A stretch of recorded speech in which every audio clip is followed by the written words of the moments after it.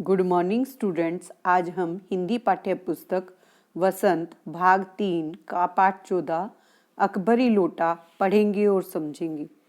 सबसे पहले बच्चों हम इसके शब्दार्थ करते हैं। मासिक का अर्थ होता है महीने का।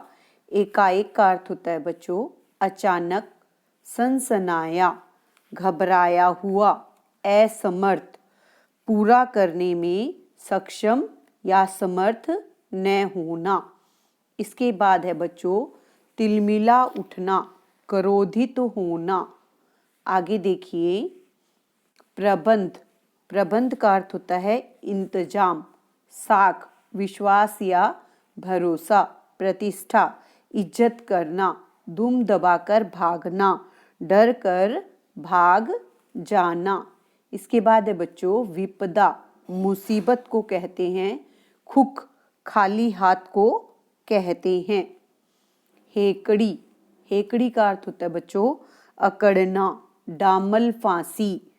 आजीवन कारावास के दंड को डामल फांसी कहते हैं।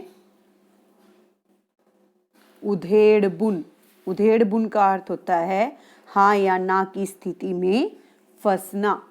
इसके बाद है बच्चों बेढंगी, जिसकी बनावट अच्छी न हो, यानी बिना ढंग का, बेरंगा। आगे देखिए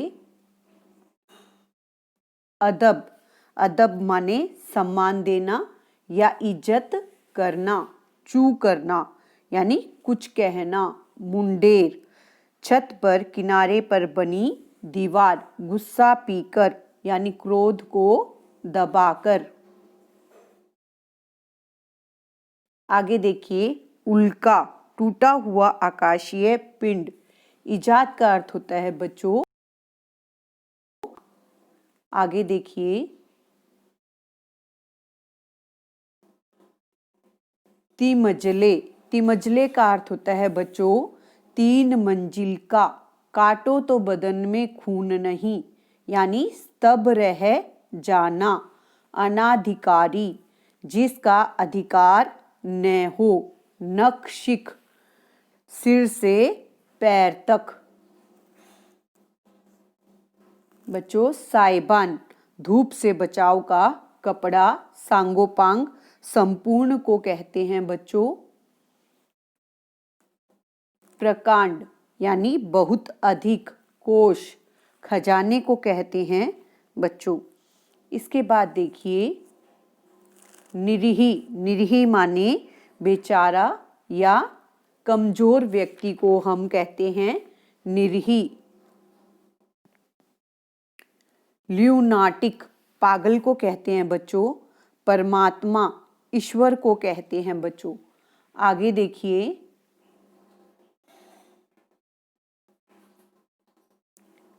इजाजत। इजाजत का अर्थ होता है आज्ञा, किसी को आज्ञा देना। विज। विजय का मतलब होता है बुद्धिमान, सुशिक्षित, पढ़ा लिखा।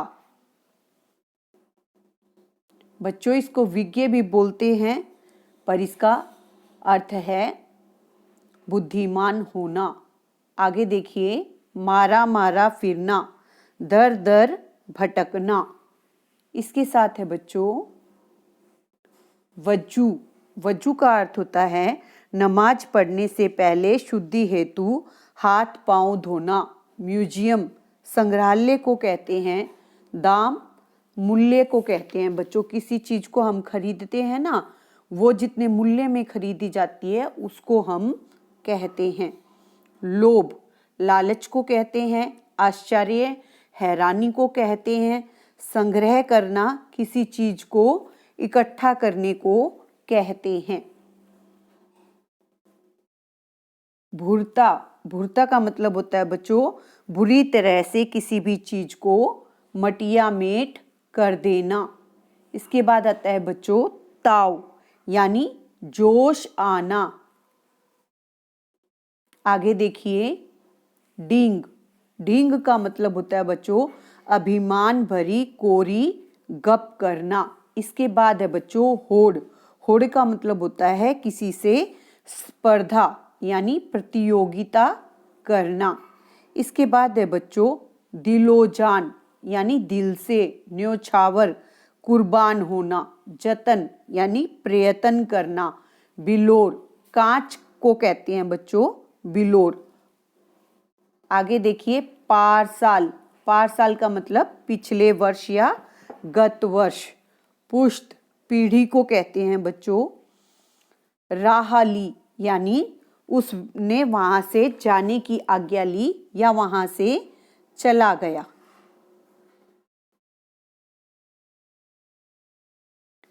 सिवाय, सिवाय का अर्थ होता है बच्चों केवल।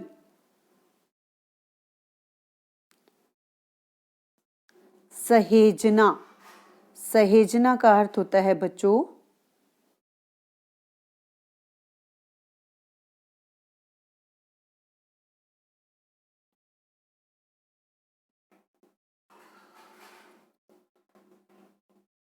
सहेजना का अर्थ होता है बच्चों संभालना, मनमोहक, मन को अच्छा लगने वाला, तन्मयता, ध्यान मग्न होना, अंतर ध्यान, अदृश्य होना।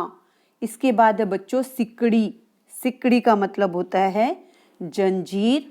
और आखिरी में है पूर्ववत यानी पहले की तरह। बच्चों अब हम इस पाठ के सार को पढ़ते हैं। आइए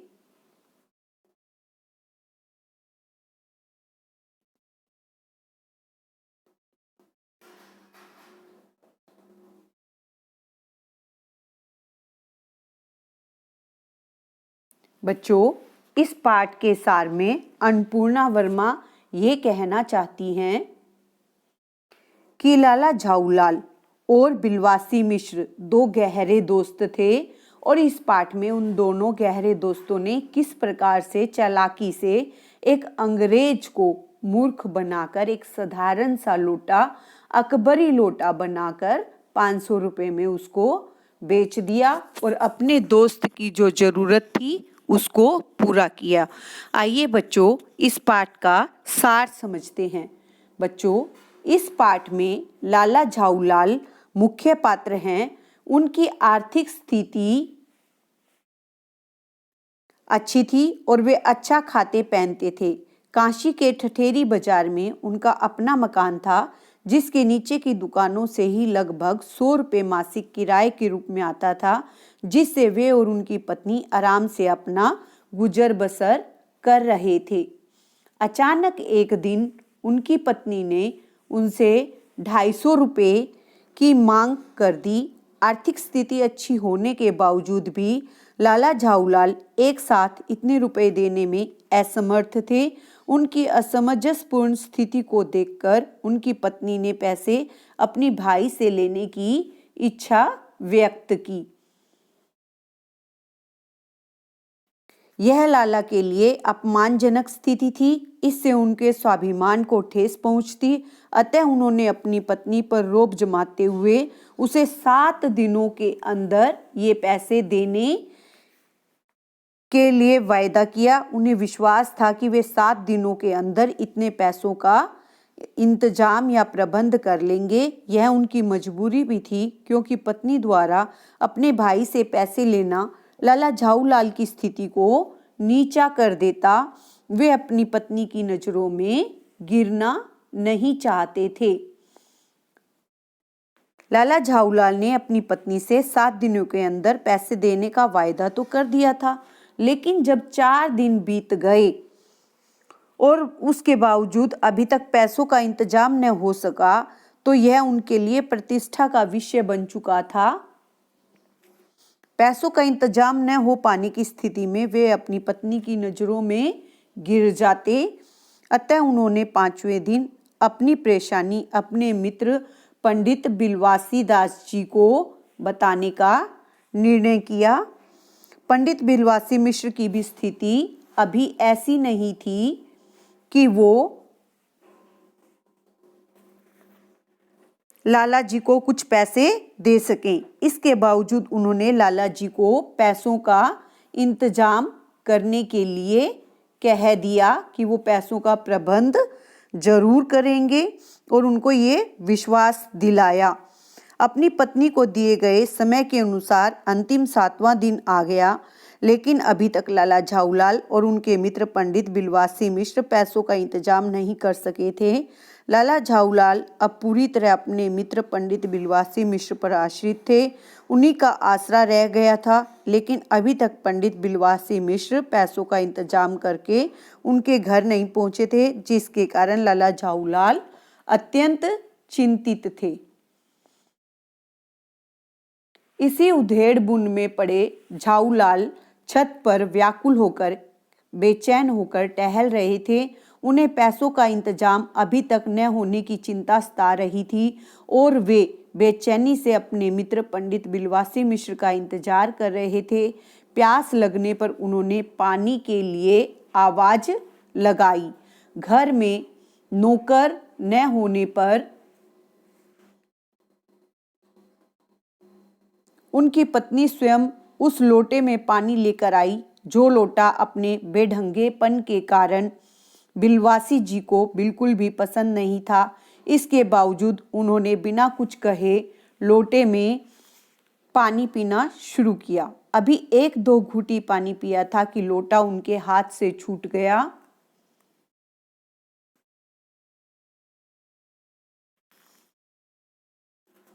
लोटा उनके हाथ से छूट गया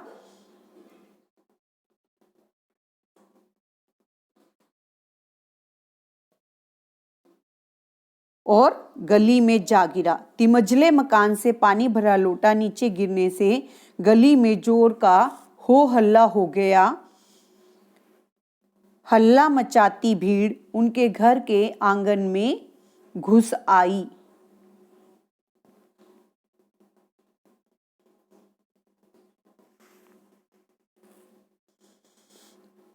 आंगन में जमा भीड़ में एक अंग्रेज भी था, जिसके हाथ में लाला झाऊलाल का लोटा था। जाहिर था कि लोटे ने उसी को चोटिल किया था। वह जोर जोर से गालियां दे रहा था। लाला जी को आज पता चला कि अंग्रेजी जबान में भी अनगिनत गालियों का भंडार होता है। वह बहुत अधिक क्रोधित था। उसको क्रोध इतना क्यों आया हुआ था? क्योंकि उसने जो है लोटे की मार खाई थी।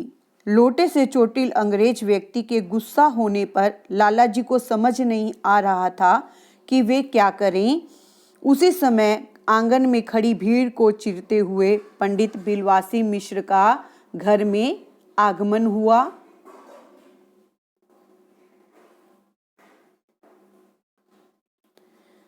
उन्होंने आते ही आंगन में घुसी भीड़ को बाहर निकाला और अंग्रेज व्यक्ति को कुर्सी पर बिठाया। उन्होंने अंग्रेज व्यक्ति की सहानुभूति हासिल की और लाला झाऊलाल के साथ अपना किसी भी प्रकार का संबंध होने से इनकार किया।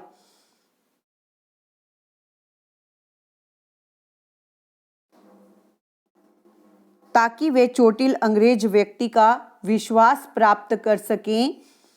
लोटे से चोटिल अंग्रेज व्यक्ति का विश्वास हासिल करने के बाद पंडित बिलवासी मिश्र ने इस मामले की रिपोर्ट पुलिस में करवाने के लिए सलाह दी। उन्होंने अपनी चालाकी दिखाते हुए अंग्रेज व्यक्ति से कहा कि मैं आपको पुलिस स्टेशन ले चलता हूँ, लेकिन इससे पहले इस लोटे को खरीदना चाहता हूँ।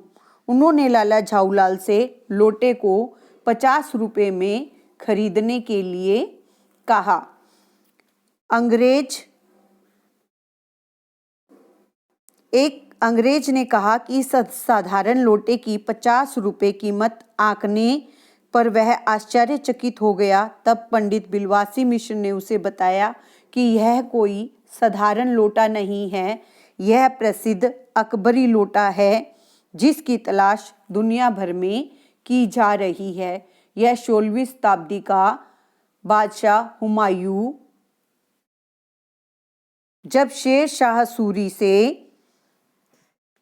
युद्ध करते हुए हार गए थे, तब इसी लोटे से उन्होंने पानी पिया था। शेर शाह से हारकर सिंध के रेगिस्तान में मारा मारे फिर रहे थे। एक ब्राह्मण ने इसी लोटे से पानी पिलाकर हुमायूं की जान बचाई थी। इसी कारण बादशाह अकबर को यह लोटा अत्यंत प्यारा था। सम्राट अकबर ने सोने के 10 लोटे देकर उस ब्राह्मण से यह लोटा हासिल किया था। वह इसी लोटे से वजू करता था। सन 57 तक यह लोटा मुगलों के शाही घराने में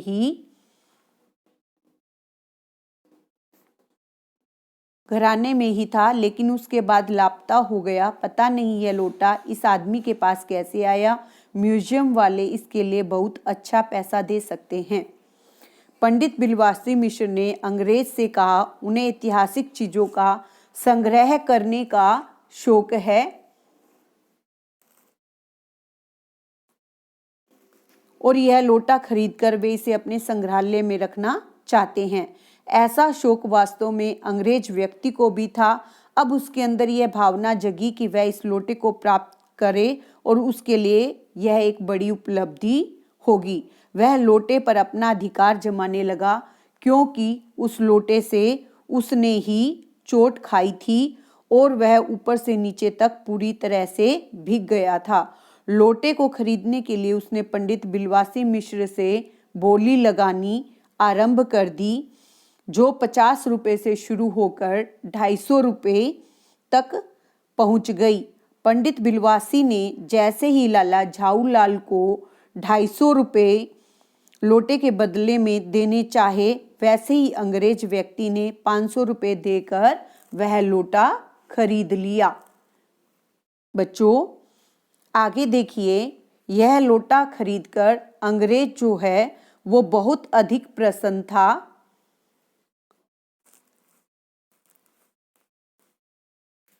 क्यों इतना अधिक प्रसन्न था? क्योंकि वह अब अपने पड़ोसी मेजर डगलस से आगे निकल गया था। पुरानी चीजों का संग्रह करने के शौकीन मेजर डगलस पिछले वर्ष हिंदुस्तान से जहांगीरी अंडा लेकर इंग्लैंड गए थे, जबकि वह उनसे एक पीढ़ी पुराना अकबरी लोटा लेकर अपने देश लौटेगा। बच्चों, जहांगीरी अंडा क्या था? आइए उसकी कहानी जानते हैं।